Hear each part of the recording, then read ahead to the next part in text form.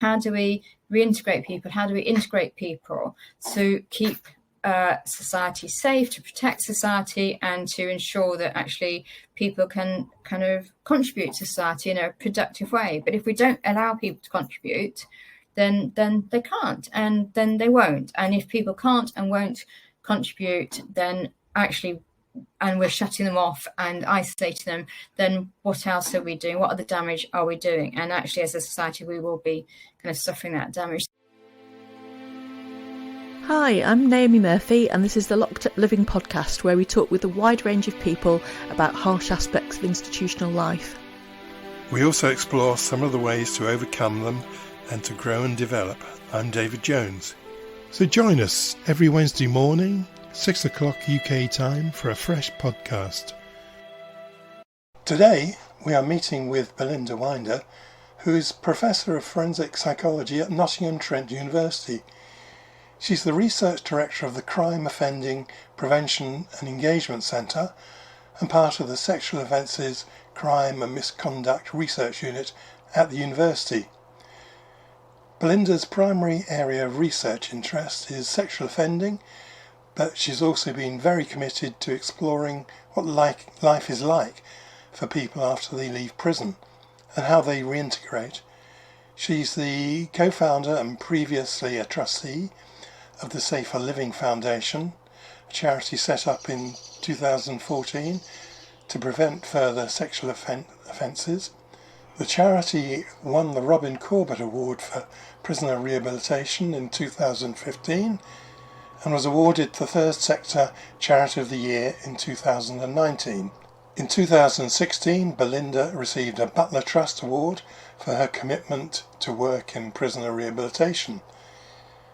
That same year, she was also part of the Socamaru team that received the Guardian University of the Year Award for social and community impact. We've been looking forward to talking to Belinda for a very long time and know her commitment to helping people reintegrate into society is going to be really inspirational for you to hear about. Welcome, Belinda. Thank you. And really good to see you again, and delighted to have a chance to talk with you on the podcast, as it does feel like we've been waiting to try and schedule something for a very long time. So firstly, could you tell us something about your career path and how you came to be so involved in researching sex offending? Yeah, I wasn't actually involved with sort of forensic psychology or understanding offending behaviour when I first started out as a psychologist. I was actually more involved with looking at medical student selection. But what I took up a role as a sort of voluntary part-time role as a chaplain in the prison service, and just doing something like one day a month. And there were a number of groups of people I started sort of visiting or within prison, and that particularly, I guess, caught my attention. There were people in there who were in there for kind of acquisitive offences, armed robbery, burglary, etc. And I guess always in there with my psychology head, even if I'm there as a chaplain, I was seeing how people come into prison and just saying, actually, I can understand that pathway. People might talk about they subsequently discovered their dyslexia, but at school they found it difficult. They were often teased by others, bullied by others, ignored or discarded by the teachers. They started playing up, they got expelled, they started to get into the crowd, taking drugs, and this led on to, et cetera, et cetera. And you can just see the clear trajectory of people in there. The two groups, I guess, that I found particularly interesting, whether from a psychological point of view or just talking to people, was the first were lifers, people in there who'd committed murder in for mandatory life. And the people I met there who typically were maybe kind of 10 years into a sentence were just intelligent, articulate, just normal people who could paint for me the different forces and events that they could now see led up to this one dreadful moment. But they were thoughtful, they were reflective, and I always remember feeling two things. One is what a waste for society that these people are now got another maybe 10 years still in this place, and without being able to contribute much more to society, which is often what they wanted to do.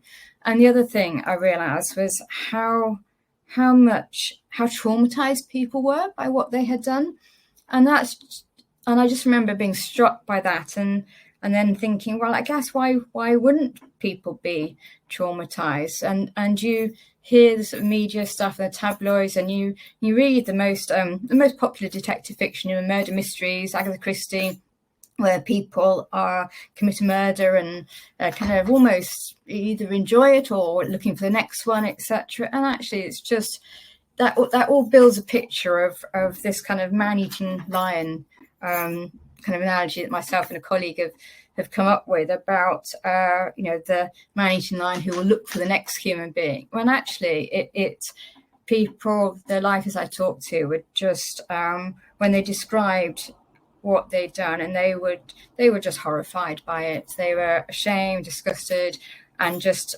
kept reliving in that sort of unprocessed trauma type way the sort of details of what they'd done, which actually I think would be helpful for people to know. It's not the yay, this is something I've done. This is people who are going to be living on with what they've done, and of course, the families also of the victims are. But so that was one group. The other group of people who committed sexual offences, and those people seemed such a heterogeneous group. From the well-educated to the poorly educated, from just different in so many ways. And I guess as a psychologist, I was also really interested in, so what I can't see the clear trajectory to this kind of crime. I can't work out. I'm really interested as a psychologist in how do people end up committing this kind of offence. And obviously there's a whole range of different sexual offences, and but it was interesting to me psychologically, and that started to move my interest in terms of research much more towards the forensic, and in particular towards people who've committed sexual crime. And I think there were another two kind of factors to add to that. One was the fact, the realisation that I could absolutely happily work with people who committed a sexual crime, and it's as a chaplain often people who committed this kind of offence would be left to me, because some of the chaplains at the time, voluntary chaplains, would not want to work alongside people who'd committed a sexual offence. And I guess that's something we might come to later about how this type of offence is seen by people. So one is I could do this work, and I felt absolutely fine doing it. And the other thing was that it mattered. It is an offence that causes such damage and distress to people that it felt like something just really worthwhile, that I could do it. I was interested in doing it, and it felt really worthwhile to do. So those are probably the kind of pathways and the strands that brought me into this kind of area. Thank you, Belinda. That's really fascinating journey, actually, in terms of how your interest got sparked. And I was particularly interested in what you had to say about working with people and finding that they were traumatised by their offences, because I think that's our experience too, that people often are very traumatised by the things they've done, but the assumption of society being that prison must be really, really tough because it's not enough of a punishment, and there isn't much conversation about actually what it's like to live knowing that you've done something that is, especially in the case of murder or rape, for instance, something that you can't repair, you can't adequately repair for, and what it's like to live with that sense of guilt and shame for the rest of your life. Absolutely, and it's strange. I find in sort of forensic research that there's a real, not just in forensic world, there's a real failure to apply normality to it. So people can understand things like we deny things that we are ashamed of. the concept of denial in crime or in kind of sexual offending is seen as something as minimizing, etc. But actually, we all as human beings, we deny that which we are ashamed of, that we feel guilty or bad about. And similarly, things we have done, if I think of the worst thing I've done, then, I live with that. I'm ashamed of that. So why would that be any different for someone else, for something that is, so dreadful and not just illegal, but, so dreadful. And of course it's the same. And it is so much more as well to live with, and not thinking that might cause people trauma. But it never occurred to me until I listened to someone who'd killed someone talking about it and stuttering through. And he wanted to tell me about it, but stuttering through. And I just thought, gosh, that is such a raw experience and such raw emotion coming through. And it's really sad in many ways that the victims' families and victims don't ever understand or get to understand about that trauma. Or instead, they just see the sort of media pictures of people laughing in the dark, or just they don't understand how much it can. And I think for me, if I was thinking about it, that would help me as a sort of victim or a victim's family. I think that would help to know that the suffering isn't just what is applied by the criminal justice system, but it's also there's internal suffering that goes on. Yeah, it's very interesting, isn't it, that idea that people are seen as being remorseless because they talk about what they've done in a cold or even, as you say, kind of like mocking way, when that might be the only way that they can manage what they've done, is to disconnect from it in some way, which obviously doesn't help victims at all, but understanding some of those processes, if we as society were more aware of what was going on, it might make it easier for people to deal with. People, I mean, you've touched on this a bit already, but people seem to struggle much more with sex offending than any other kind of crimes, don't they? I mean, the fact that you were seen as somebody who could do that work as opposed to other chaplains. Why do you think we're so much more disgusted by sexual offences than we are by the taking of life, for instance? Why do you think that is? Oh, I think this is a really interesting point, because, and there's a few bits to it. One of the bits is that I'm always struck by the kind of, what was the word? What's falseness of us as a society in terms of the people subscribe to rape myths. People, we have accounts of judge sentencing remarks which subscribe to rape myths and what someone was wearing or whether they'd had previous partners before, etc. So society accepts lots of rape myths and puts a lot of victim blaming onto people. Then so we have that sitting there. We also have how many thousands and thousands of sexual offences go unconvicted. You look at the poor rate of in terms of rape, sort of sentencing and convictions, and you also look at the people who think that getting someone drunk, thereby undermining their consent, is a legitimate way to get someone to have sex with them, or people putting pressure on someone in a relationship to have sex with them. All of these are seen as kind of part of society and happening, but they are all put to one side when people think about someone who has got a sexual conviction, and that automatically seems to put someone in a very different kind of place in people's heads. And I guess part of it is about when we think of a particular offence, we think about how it would feel to us to be hurt by that offence. We add in our sort of knowledge of what we think about the people who commit that type of offence, which is in part driven by our experience, but partly driven by the more extreme cases that we hear in the media as well. And I guess I kind of compare it with things like fraud, where fraud is seen, especially fraud against big businesses, is seen as, there's the phrase, everybody's doing it in sort of fraud research. So it's seen as kind of not quite acceptable, but people would not react in any way the same way. And violent offences, the number of times when I've been in a secure hospital prison and someone, a patient or someone in prison has said to me, well, it's not a sexual offence. And I was like, why does that make it better that it's a violent offence and not a sexual offence? It makes, why do you think that's better? And they don't want to be seen as kind of person who commits a sexual offence. And again, that feeds into this idea of the sort of hierarchies and the classifications. And I don't know. I don't know why sexual offences are seen as such a different category. As I said, I think it's something about perhaps the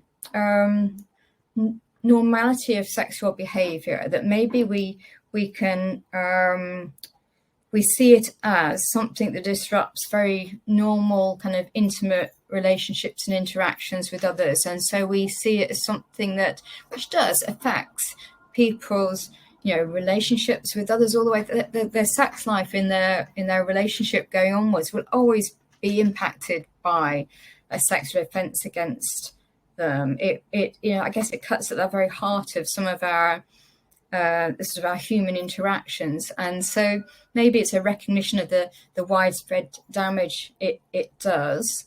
But I still think that doesn't quite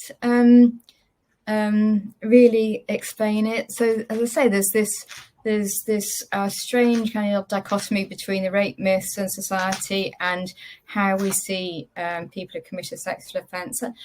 I guess in some ways I see it as is now self-sustaining, in the sense that because people with a sexual conviction are seen as a different species almost, and because everything else in society buys into that, then I think this just exacerbates it more and more. And it also means that people can't come forward for help, because for someone to step forward and say, actually, I'm struggling with, I can't stop thinking about sex, or I've realised my sexual interests or sexual preferences, I find children attractive, but I've no one to tell about that.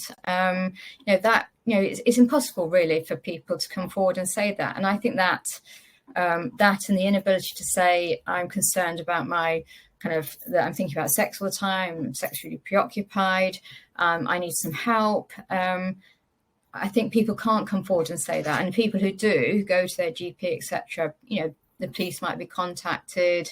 There's no sort of middle ground. There's no sense of actually we need to get you some help or support. We need to make sure you don't commit an offence. So it's I think sexual offences are seen almost an uncontrollable behaviour by people, and are partly frightening because of that, and partly because they have become, people who commit a sexual offence have become so separated from the rest of society and everyone's minds that once you have that conviction, you become just a kind of a beyond the pale, and I think everything in society is pushing that margin even further to make it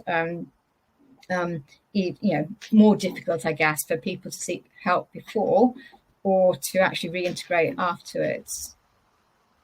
It's really interesting, because as you're talking, I was also thinking about the shame for the victims as well, because it seems like talking about sexual abuse is also a particularly challenging area for victims of child abuse, for instance. It seems like it's easier to talk about physical abuse or emotional, psychological abuse, and sexual abuse seems to be harder. And I wondered to what degree is some of this partly because as a society we struggle to have conversations about ordinary, vanilla sex, not offending sex.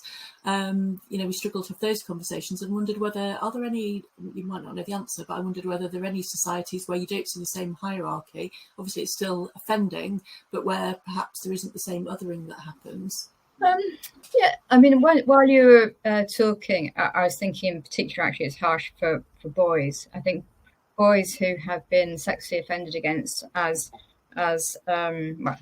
children, as boys, I think find it particularly tough. And I think the male reaction to any kind of, in terms of, as a young boy, a physical stimulation of the penis may well produce an erection. And I think that then leads into potential shame or confusion. Do I enjoy it? Do I not enjoy it? And I think that is something that is really problematic. And I think that can also, lack of being able to come forward and say, well, actually, this happened to me and this was abuse, means men in particular typically might bottle it up much more than women. I think it's less socially acceptable for a male to be almost sexually abused as a child than a female. That actually the script is out there for females that this happened.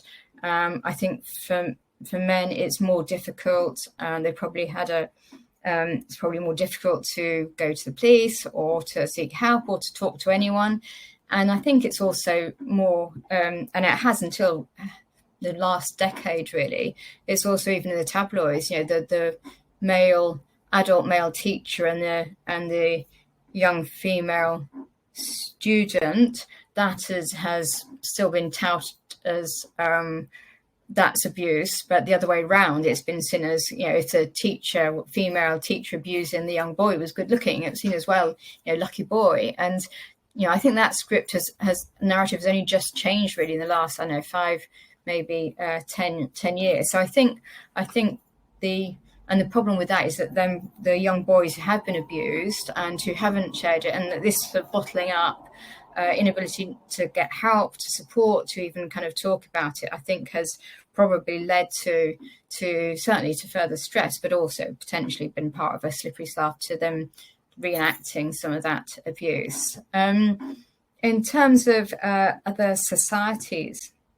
I don't know actually. I think it's something probably it would be good to look at where the discussions and conversations about sexual relationships and sort of healthy sex and unhealthy sex are much more. Possibly you find it more in some families than others. I don't know if there's some societies that typically are better at being open and talking this through and providing an open space for other people to talk about.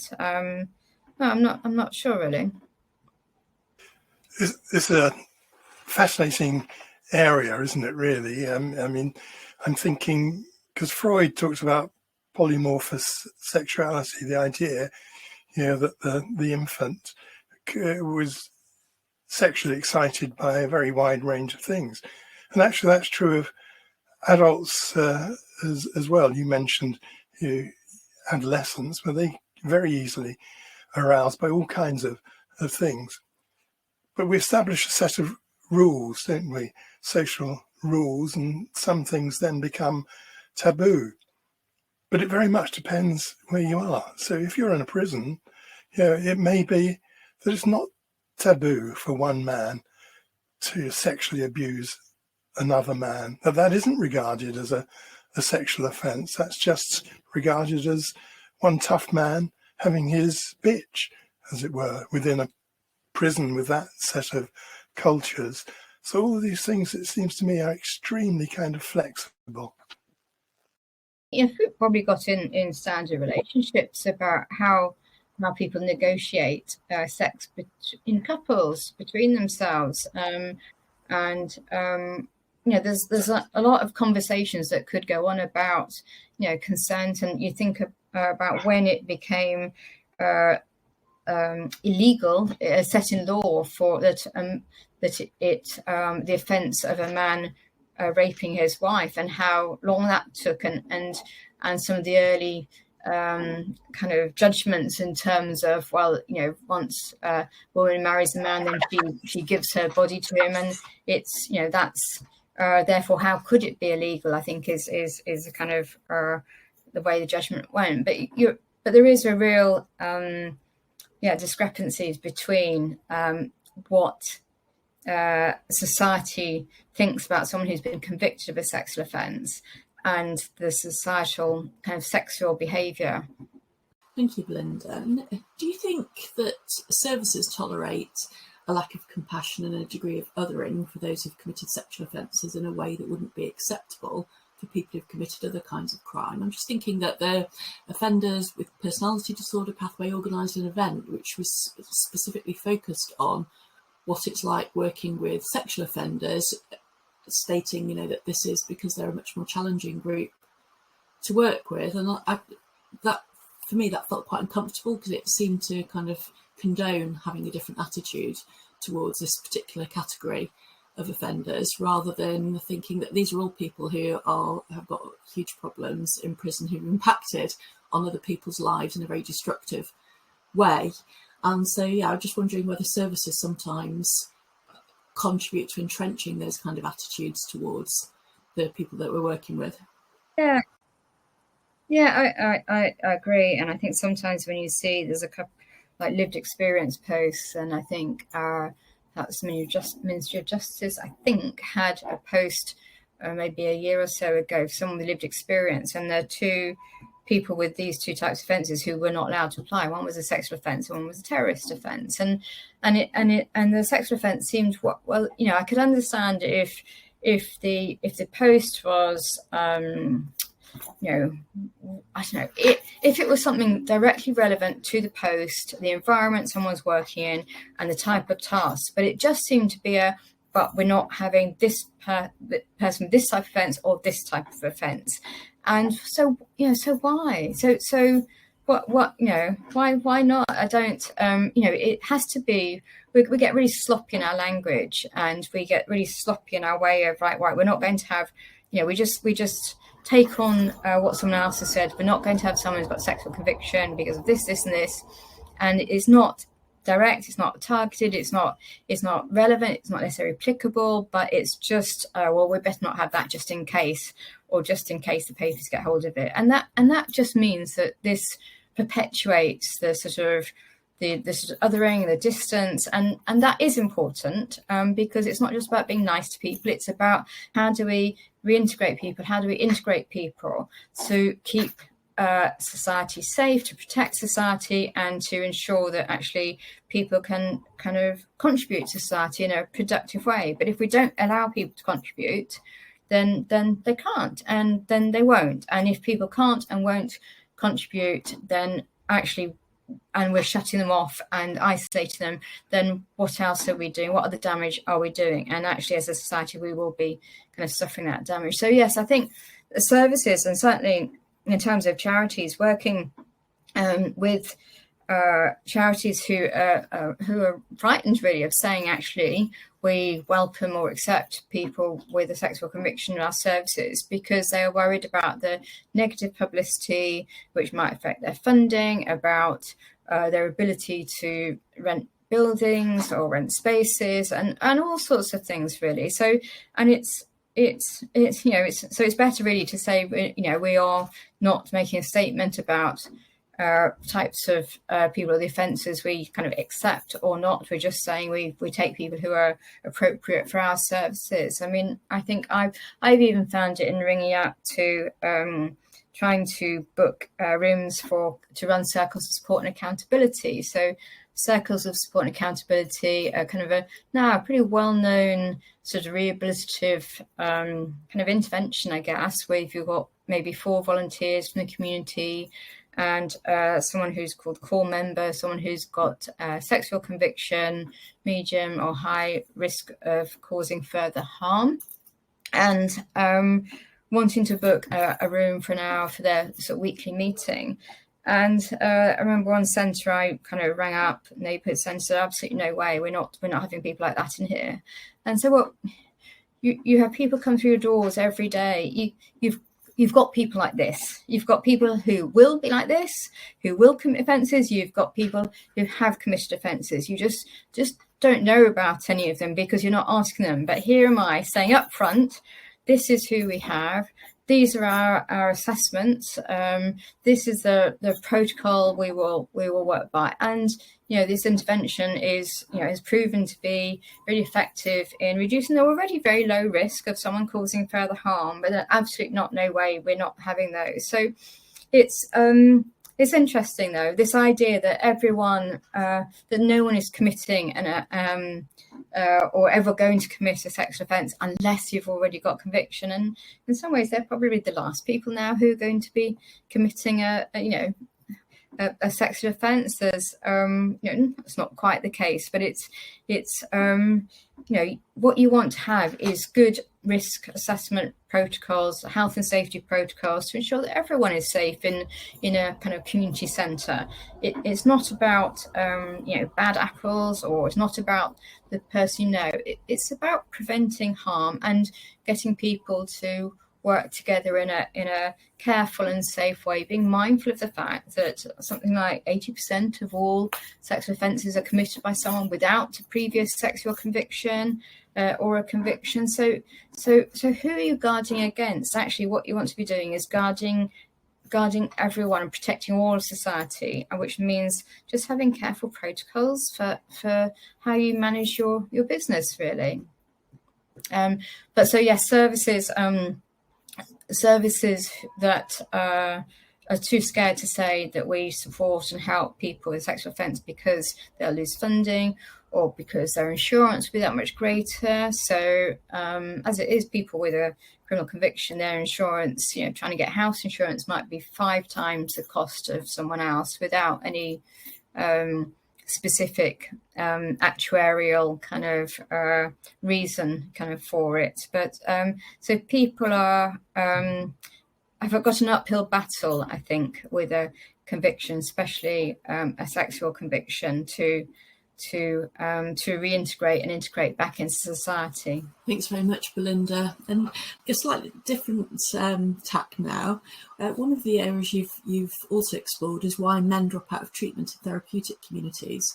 Can you tell us why you decided to research this and what you found? Yeah, I think I was interested in sort of therapeutic communities and how they kind of function, how they worked. And I think one of my first glimpses into them was I went to give a talk about actually circle support and accountability in a therapeutic community prison. And I was waiting I'd given my talk, and there was some men queuing up to ask questions at the end. And one guy jumped in with a question and started to ask it.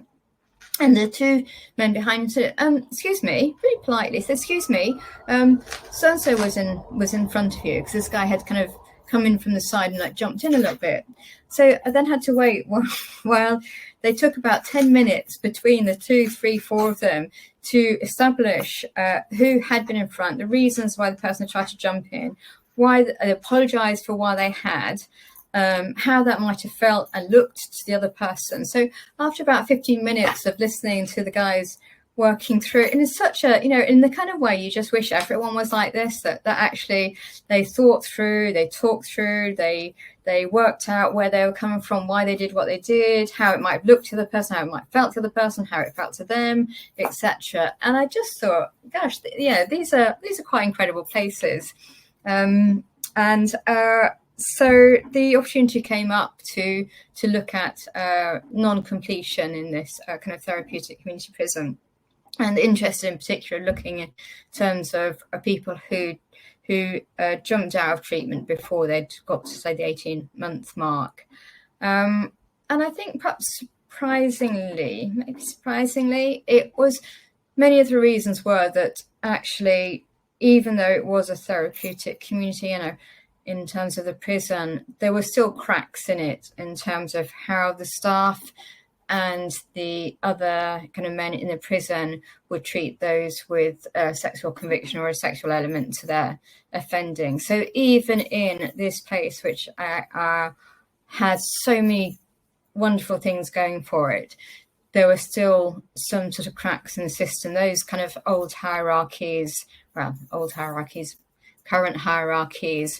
the othering, the bullying even of those with a sexual offence still still took place. And I think even so with staff as well. So if a prisoner without a sexual conviction made I'd say threats or said something derogatory about someone, another person there with a sexual conviction, then the staff might just agree with them or say, yeah, no, feel the same. So the boundaries weren't being held in terms of by some of the staff, probably just some, and by other people in the prison with different types of offences. And so I guess that was, obviously that's for people who the small number who dropped out of treatment, but that was a bit sort of disappointing. But I guess it's all a kind of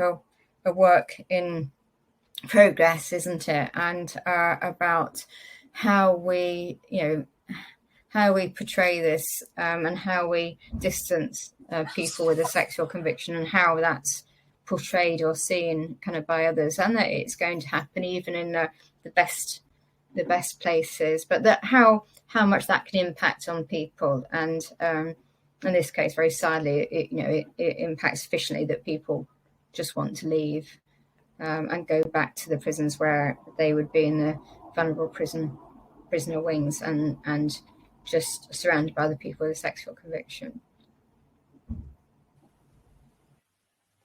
I was thinking, because obviously I've worked in therapeutic community prisons quite a lot, and looking back, I'm quite ashamed, I think that's probably the right word, about the way that we treated some men, because it was almost a mark of the toughness of the institution that people had to fit in to the TC. They had to want to be there, and they had to justify their position. If they didn't, then they didn't get through the first 3 months often. And contrast that with the Fens where Naomi worked, where they put a huge amount of effort into preparing people for treatment during those early months and years. So it's quite a contrast. So I think going back, I would do things quite differently now. You also touched on something else, Belinda, actually, the fact that prisoners who are convicted of sexual offences are identified often as vulnerable people in prison. In a way, I think that's language that the system almost uses to mask its contempt to try and make it okay. And actually, someone who's committed sexual, you can't say that there's someone who's sexually offended against children is vulnerable. If you're the child, you'd find that person very scary. If you've been raped, you'd find that person very scary. So to label them as vulnerable offenders or vulnerable people in prison seems a misnomer, but also it seems a bit of a way of the prison services way of managing their own disgust for individuals, that by somehow labeling them vulnerable, it's going to produce a compassionate response rather than an othering response. But it serves exactly the same purpose, really, surely. Yeah, it does. And I mean, I have heard the last few months there's been one or two prison governors looking at how they might integrate people with sexual conviction and people with, say, violent convictions, and thinking about ways to do that. Because if we can't do it in prison, where if someone hurts someone else, then that would be more immediately kind of obvious and seen and can be dealt with, etc., then surely we can't do it in society. But and thinking about how that might be done, and that's an interesting point. And I think something like a really interesting kind of workshops of day-to-day activity, because day-to-day activities in most prisons, workshops are just putting 10 Twixes in a bar. So whatever your skill set, knowledge, interest, educational level, doing that all day kind of thing is not satisfying. But having a workshop where you could get qualifications or get good kind of work experience, and having that as an attractive workshop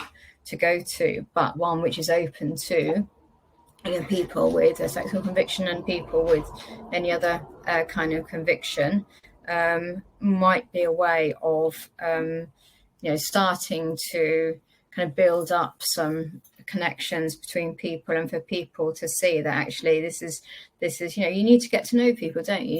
You need to meet people, and on a kind of a personal level to feel some sort of connection to them, or some association with them, or some to understand that actually you've been seeing them as a stereotype, and that's people are more complex than that, and that you need to start seeing people in more multidimensional kind of ways, and that might be one way of doing it. But I think that would be a really good move for everyone, really. I think Belinda's answered all my questions, really, David. Okie doke. So, Belinda, you've also been involved in researching the use of anti-libidinal medication. Can you tell us a bit about that research? Yeah, so I think it started back in about maybe 2011, really, looking at, for some people with a sexual conviction, they have an accompanying level of sexual preoccupation. So thinking about sex all the time. It's like having a radio station going on, playing loudly in the same room you're in, and it's just kind of going sex the whole time. So it kind of stops people, let's say, even like following the plot of a film. It might lead to people trying to kind of masturbate or get some kind of sexual outlets, maybe 10, 15, 20 times a day. So it's not this sort of jokey kind of, it's not about having a sexual conviction, and it's not about just having either an interest or a kind of a healthy interest in sex, or even like at the beginning of a relationship, people having maybe a lot of sex, it's a new relationship. This is about people for whom this is really very much a well-being issue, and it can also become a well-being issue for someone else if they actually offend against someone as well. So we're looking at people who are causing physical, emotional, mental damage to themselves and potentially to others with this kind of level of sexual preoccupation. And there are a couple of types of medication, including hormone medication, but also including SSRIs, which can really dampen this level of sexual preoccupation down to such an extent that people can kind of get to grips with it, really, and to find better ways of coping with it, or even to get the sexual preoccupation, because that might be an expression, an unhealthy way to cope with trauma, adversity, difficult experiences. They've come through a way of blotting out things. And so I've been looking at evaluating this sort of medication over the last 11, 12 years, and finally moving on to what we hope will be a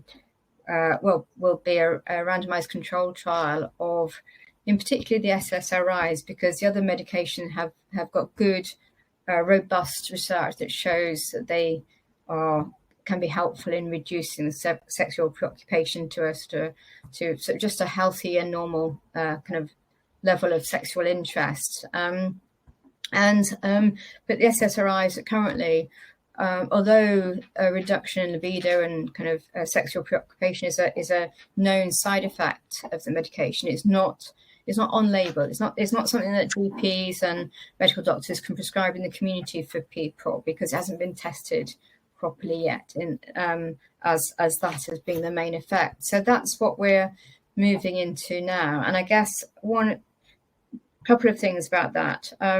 One is that, so just to be clear, this is about sexual preoccupation. It isn't about, just because someone has committed a sexual offence does not mean to say they suffer from sexual preoccupation. So this is a subset, whether it's, maybe 15, 20% of people with a sexual conviction. But it also exists people in society, and we are seeing at the moment a real increase over the pandemic with people with internet-mediated sexual offences, and this kind of preoccupation, addiction, compulsivity, etc.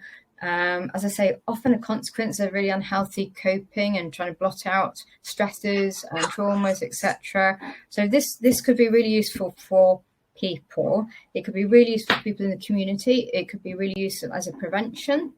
And it could be a really useful means for people when people are released in the community as well, if they wanted to go back to a GP or to a sexology clinic to say, actually, I feel like I'm struggling a bit again, and I want to have some medication to really help me kind of dampen down the sort of sexual thoughts and urges. So it can be useful, as I say, very much. I'm really excited. It can be used as a prevention, and this would be part of the offering support to people who are saying, actually, I am worried about my sexual interests, where they lie, or how the magnitude of them, or the fact that I'm using it as a coping to block things out. So I'd like some medication. So this could be a kind of a real building block to helping make that all available to people in the community and reducing the number of kind of sexual offences in society.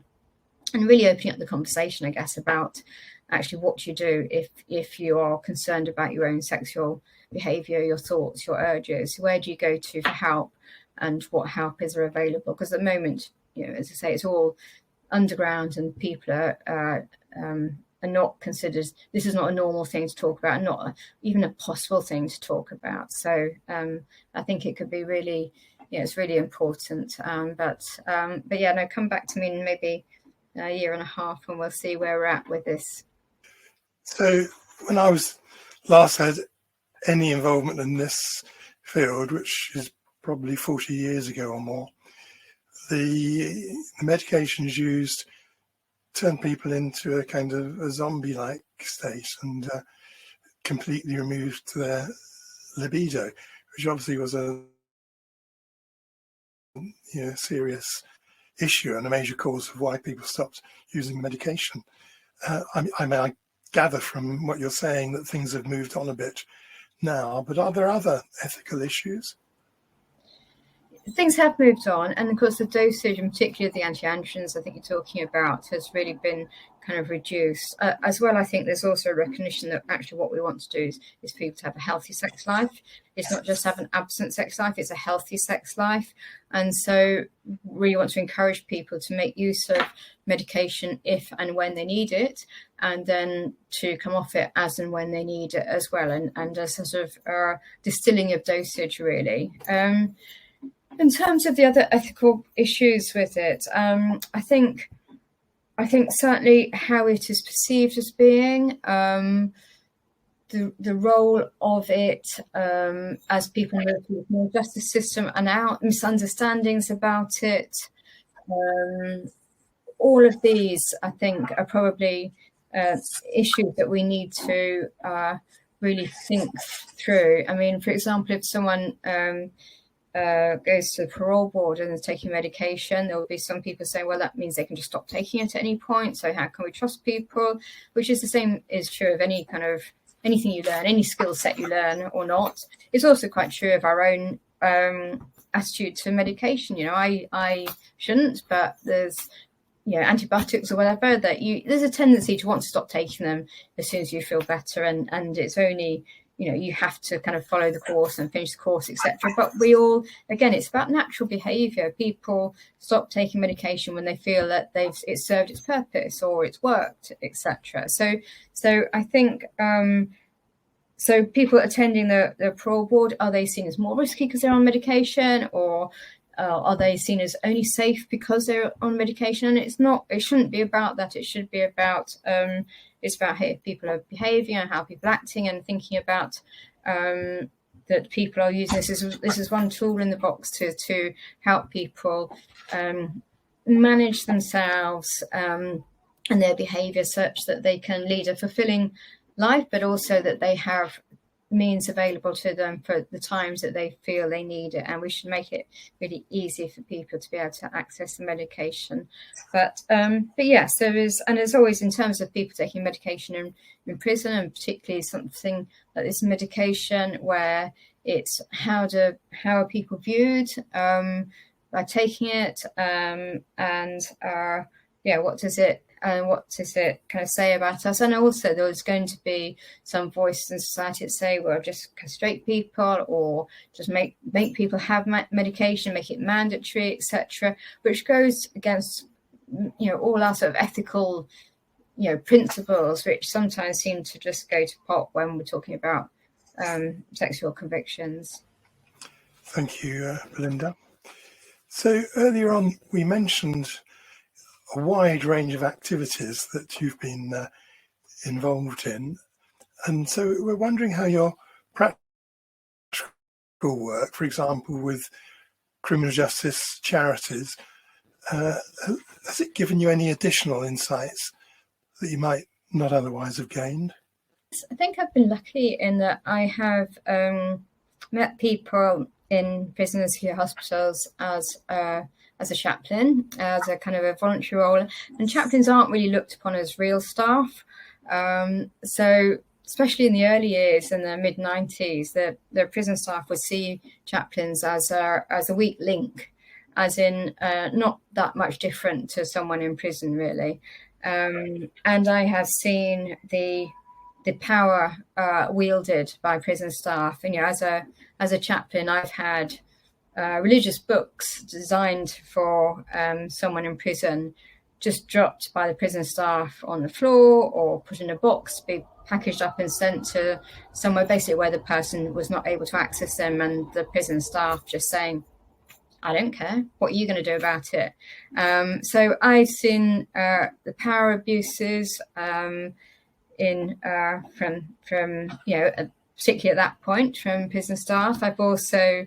I've seen you know, talk to people in prison from a more, you know, again, being a chaplain, you're not considered in quite the same way as other prison staff, and that means you perhaps get a bit more of a well-rounded view of who people are and how they are and what they're like. I've also worked in prison as a researcher, and seeing people, you know, trying to deal with people in terms of interventions, and I've seen, and then practically working charities, seeing how our own organisation and those of other organisations and people dealt. So I feel like I've got a reasonably well-rounded view of our people, and, you know, I've been privy to lots of different perspectives on them. And I guess what I find interesting is that people tend to have be quite siloed in their ideas, and so working in an organisation, criminal justice organisation, people might be happy thinking about supporting someone with a sexual conviction, as in they give some support to that person, but would not and would argue absolutely for the person, that person's rights. But to have that person live next door to them, etc., suddenly you'd get them on a different perspective or a different angle. And so I guess I've kind of found it interesting how the shutters come up in terms of I can be empathic and rehabilitative in this way, but not in this way. And similarly, you get people where they might be much in their sort of prison staff role with someone in one way, and yet they might have a friend who has a sexual conviction.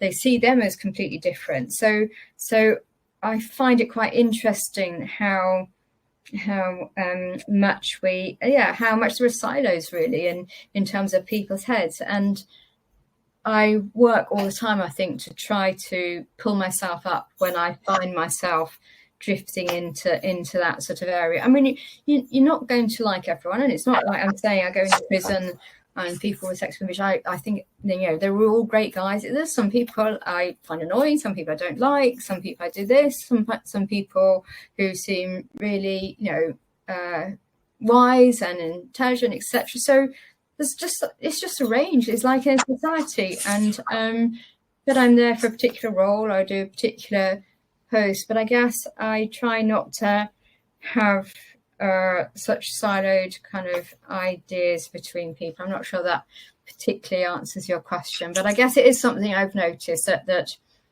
people can, they can hold, without even perhaps realizing it, hold very strict, have these very strict kind of silos that don't then reach out to other people. Well, yeah, I suppose you're saying your wide experience enables you to see these silos and to work to kind of link them up or work across them. Sounds very sensible. Yeah, I think so. But I mean, I find myself, even now, I think a few weeks ago I was saying something like, it's people, we should be treated as human beings, and I got pulled up by a colleague who said, "What do you mean, as human beings?" Or because they are human beings. It's like, of course, it's because we're all human beings, so it's not treated as a human being because that implies that they're not. So someone with sexual convulsion, of course they are a human being. So you find yourself falling into these kind of phrases, and it takes either someone else to point it out to you, or you realise yourself that actually that phrase, that's really quite insulting or patronising, or undermines someone's humanity, etc. So yeah, I think it's nothing. I think it's something for us all to be sort of mindful. And language and terminology, I think, is something that I a few years ago started making a real effort to address. And it started with just really perhaps probably paying lip service to it, saying this is the latest thing, talking about someone with a sexual conviction. And increasingly, and as the literature and the research came in about actually it affects how the sort of brain patterns, how it reacts to people, it affects whether people often volunteer with people, it affects so many different aspects. And thinking, and you're right as well, would I ever want to be seen as as one particular thing? So would I want to be seen? I was giving a talk some months ago and saying this to governors and deputy governors, etc., and saying, like, so just think, the last time maybe you had a few glasses of wine, you were drunk, would you like to now be called like a drunkard? Would you like that to be the label you're known by? Is that your master status? Is that your main feature? Then, and if not, then why do we stick this on people with convictions? It's like, we will take, and this is a well-versed argument that many people have made, why do we take the worst thing that someone has done in their life and use that to define them forevermore? And that's when we use the sort of language, offenders, and that's what we're doing, and which kind of means we ought to do that to everyone if that's the case. So do we say someone who has been unfaithful to their partner? Do we say, what are we going to take about everyone in that case, or do we say, actually, so this is part of who they are? It's always going to be part of that. They've got this conviction, or they've committed this offence. Absolutely, and I'm not trying to undermine or in any way minimise that and the damage that's done. But actually, that is also part of them, and there are lots of other parts to them, and we should actually be really thinking about and bringing to the fore the positive parts to people. I do quite a lot of mountain biking, and one of the things you're taught in mountain biking, if you're trying to miss a kind of a hole in the road or etc., you don't look at it, you don't focus on that, because otherwise you will go into it and end up coming off the bike. So what you do is you look at the good part, you look at the way around it, you take the right line around it. And in some ways I think that's got relevance for this. As I say, I'm not trying to undermine, I'm not trying to minimize, but I am saying that actually we in some circumstances that's what we are looking at, this someone with this type of conviction, or this is what we're interested in.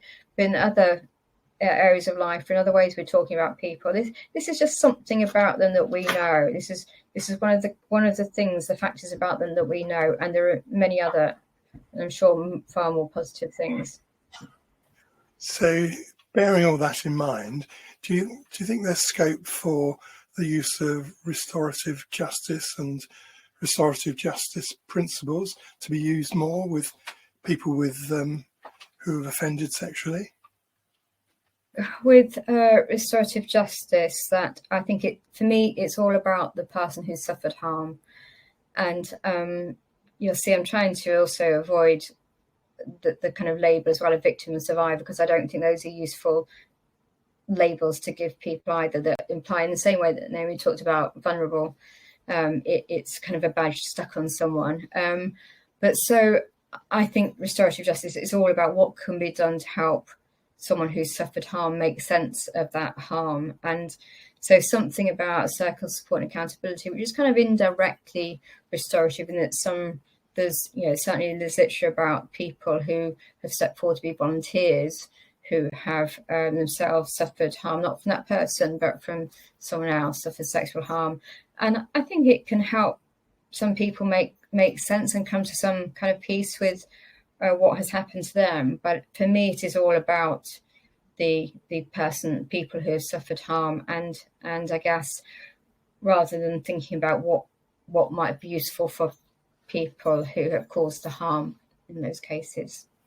Belinda, Naomi and I have spoken with quite a number of people who have been caught up in sexual abuse scandals in churches and boarding schools and other similar institutions.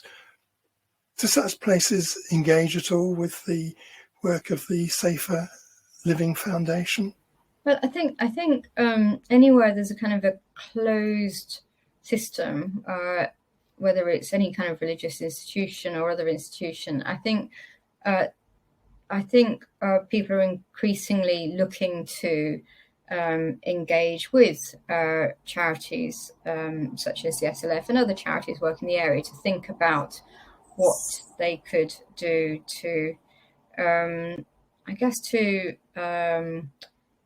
deal with the problem of sexual crime and sexual abuse. And I think, we're going to find sexual abuse wherever there's a power differential, whether it's in terms of religious terms, or it's schools, it's sport, etc.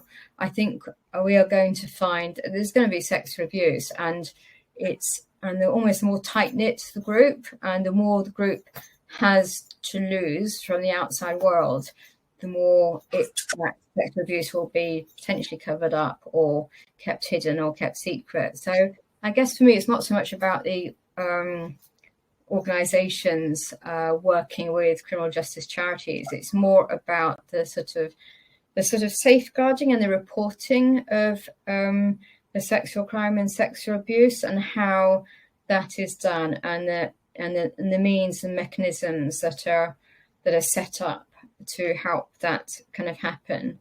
Because at the moment, what we're seeing is that there's a really long lag between sexual abuse first being kind of noted or reported or in certain institutions, and it kind of coming out and it being really explored properly and dealt with properly. And I go from the police, the numerous, every religious sort of setting.